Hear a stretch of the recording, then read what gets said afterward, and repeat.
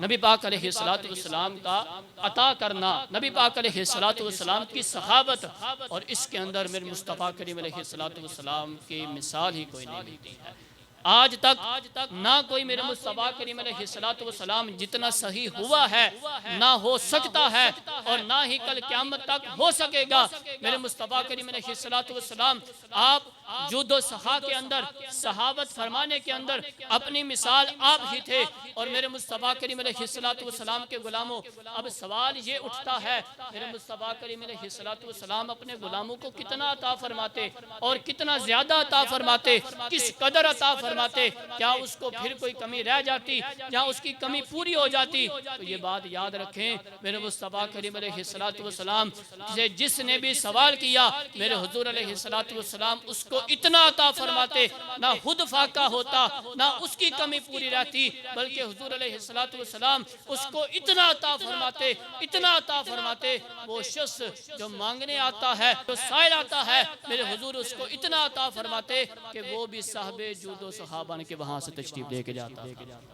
वो भी बांटने वाला बन के पहले आया था, सवाल करने पहले लेने आया था, लेकिन जब मारगाहे मुस्तफ़ा से होके जाता है, फिर उसको सवाल करने की हाजत नहीं रहती, फिर वो भी लोगों के दरमियान जो है वो तकसीम करना शुरू कर देता है। अब मेरे मुस्तफ़ा करीम अलैहिस्सलातु वस्सलाम के गुलामों, एक वाक़या सुने। मेरे मुस्तफ़ा करीम अलैहिस्सलातु वस्सलाम ने 9 हिजरी में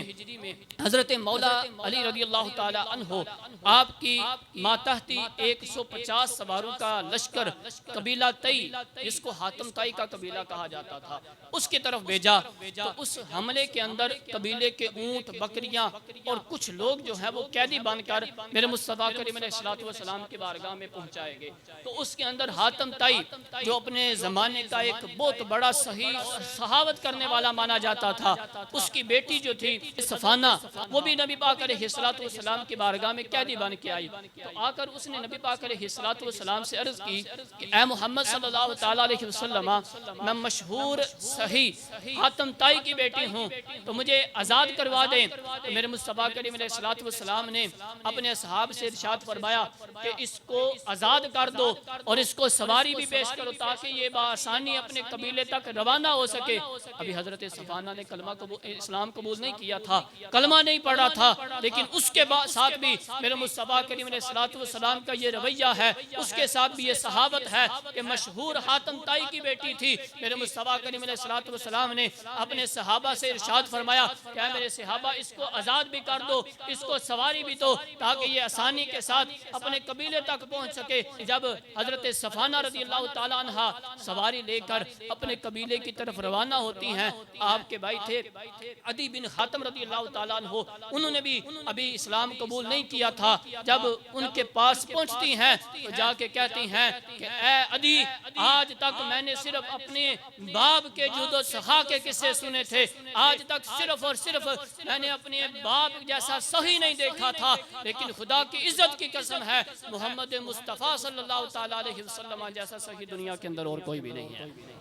मोहम्मद मुस्तफ़ा सल्लल्लाहु ताला अलैहि वसल्लम जैसा सहाबत करने वाला दुनिया के अंदर और कोई भी नहीं है। कि अब देखो, मैं उनके पास कैदी बन के गई थी, मैंने सिर्फ एक दफ़ा कहा, उन्होंने मुझे आज़ाद भी कर दिया, सवारी भी दी है, और मेरा ये मशवरा है, जाओ तुम भी उनकी बारगाह में जाओ और जाके उनसे गुफ्तगू करो, उनकी बातें सुनो और इस्लाम कबूल कर लो। अदी बिन हातिम रज़ियल्लाहु ताला अन्हु जब मेरे मुस्तफ़ा करीम अलैहिस्सलातु वस्सलाम की बारगाह में आते हैं, आके हुज़ूर अलैहिस्सलातु वस्सलाम की गुफ्तगू सुनते हैं, नबी पाक अलैहिस्सलातु वस्सलाम का कलाम सुनकर, नबी पाक अलैहिस्सलातु वस्सलाम की गुफ्तगू सुनकर अदी बिन हातिम भी इस्लाम कबूल कर लेते हैं और आपकी बहन भी इस्लाम कबूल कर लेती है।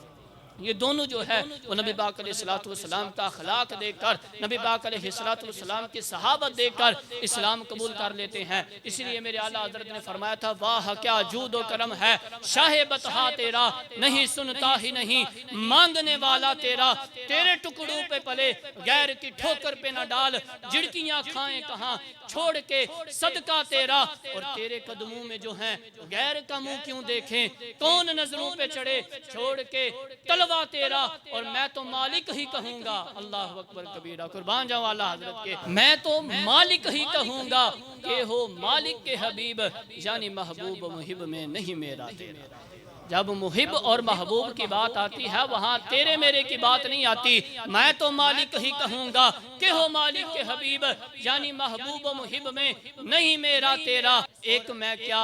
मेरे इस यहाँ की हकीकत कितनी, एक मैं क्या मेरे इस यहाँ की हकीकत कितनी, मुझसे 100 लाख को काफ़ी है इशारा तेरा।